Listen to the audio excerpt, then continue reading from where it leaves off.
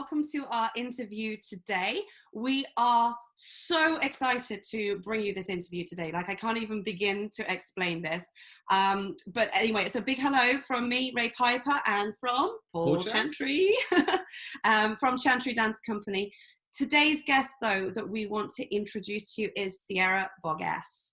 Yes, you heard me correctly. Sierra is going to be talking to us. So Sierra is one of Broadway and the West End's most popular leading ladies, and she has an unparalleled voice. She's sung some of the most well-known roles in musical theatre, and she's also an amazing actress. She's played roles as diverse as Ariel from The Little Mermaid to Fantine in Les Miserables. And we are, like, I'm literally on the edge of my seat here. We're so thrilled that she has taken the time to come and talk to us all the way from New York City by the power of Zoom. So hi, Sierra. Hi, everybody. I'm so happy to be talking to you guys right now. Oh, thank you so much. It's really just so amazing to talk to you. And obviously we haven't seen each other in a while now. How long is it? So we worked together during Love Never Dies. And that was, I feel like that was like 10 years ago. Yeah. 9 years ago? Yeah, 9 or 10 years ago, something like that. Wow. 2010 or 2011, I can never remember. I feel like people will know, though. You guys. Yeah, you guys will figure it out. Oh, but it's so good to see you. Oh, thank you. Paul. Yeah, Paul was just audience member for that one. I was spectator in all of this. You were our finest spectator at that point. Thank you. All the whoops. So we have some questions to ask you today. And we're going to launch straight into these, and Paul's going to ask the first question. Cool. So let's go right back to the beginning of it all. So what got you into singing? Oh, I get asked this a lot, and I wish that I had like some really cool story or anecdote to say of like, this was the very moment that but it was just, since I can remember, I always sang, and I'm the middle of 2 sisters. And so the 3 of us used to sing together all the time. Like Andrew's sister stuff, like Boogie Woogie Bugle Boy and stuff. So just ever since I can remember, I was singing. There was always music in our house. I also played flute. My sister's a cellist. My other sister's a pianist. So there was just always music. So I always tell people and students that want to do this and they maybe can't afford to take lessons and stuff. I didn't take private voice lessons until I was 17 years old. So even if you can't afford that, it doesn't matter. Just sing. If it's within your heart and your soul, you just sing. Sing anything. So music's basically in your DNA, I think. I guess so. Yeah, I guess it just is. I guess that is the cool story, is that it's just, it was just always there.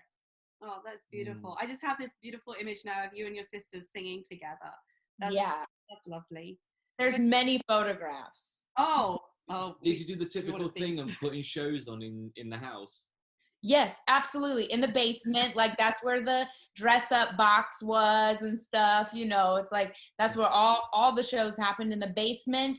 That was rehearsal, maybe sometimes performance, and then backyard. Yeah. Or the back garden. Oh, the back garden.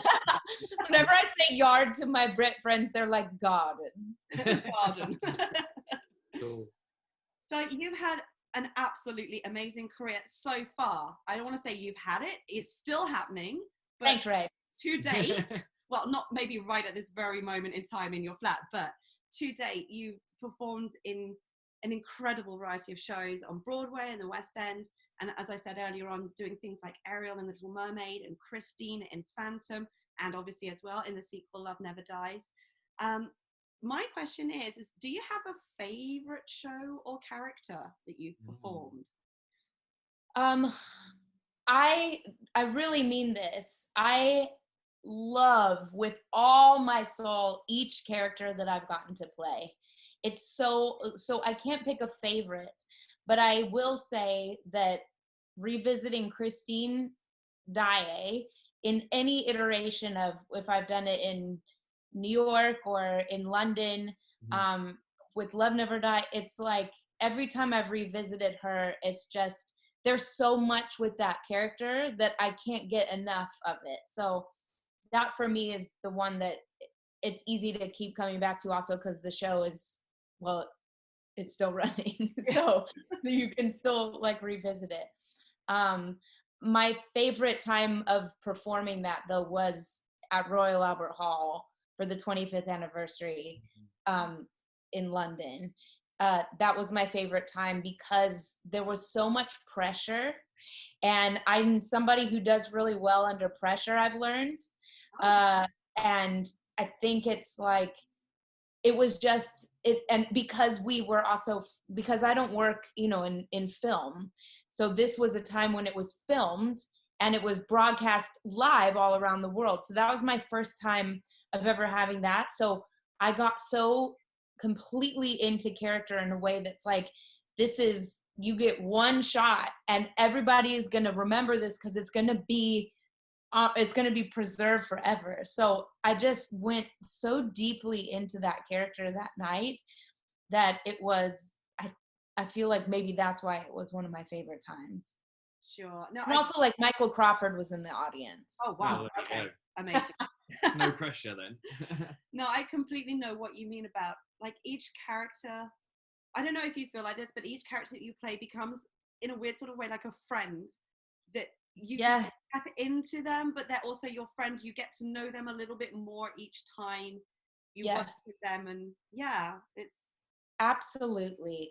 Yeah, because it's, and you know, when we teach and talk to kids and kids or students of life that want to talk about characters and stuff, you're bringing parts of yourself to each character.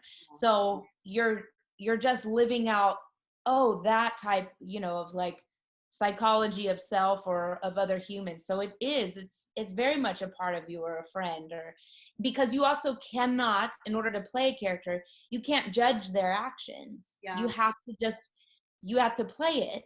You can't have judgment on who they are or what they've done. No, you need to understand it and understand their motivations and why they would do these things. Yeah, so of course judgment becomes out of the window, really. Yep. Awesome. Yep. So carrying on with that, do you have a role that you did find most challenging? I want to know though, speaking of challenging, only because this would literally have freaked me out beyond belief. I know that for the Little Mermaid was it Heelys that you were wearing? Yes. Yeah. Like literally I would not have been able to handle that. I would have had to have rehearsed for about a million years because I'm terrible on anything with wheels. But was that challenging for you, or were you just kind of like a roller skatery type person? And well, here's the thing, and this is like the spiritual alignment stuff that happens. I was an ice skater for 10 years. Oh, wow. I grew up ice skating. Now, no, it's not, you know, on a wheel on your heel, which is a whole other thing. But the similarity is my feet are gliding and my upper body is separate of that. So I knew what that was from skating. And anybody who has ice skated or roller skated or anything, you know what that is. Your lower body is doing. And you would have been fine because nobody had heeled before unless you were a kid. And I do this because, and even with dancing, it's like the dancers were struggling too, because we never are balancing on our heels. Mm-hmm. We're balancing unless it's like a really brief thing or we're in tap or something. Yeah. But I'm having to sing on my heels and finding the new placement. And also you always have to have one foot behind the other. Yeah. You can't stand in parallel ever, or else you'll roll back. So yes, the challenge, that challenge was fun though. And also it was something that was like, oh, I got this. Mm-hmm. And I will say, I never fell, ever. And I did the show for a year and a half, and I didn't fall. And it's like, but I also, because of ice skating too, you learn how to fall. You know how to fall correctly, which is a weird thing. But people understand, I think, especially dancers and stuff. You know how to. Yeah. But I didn't ever go down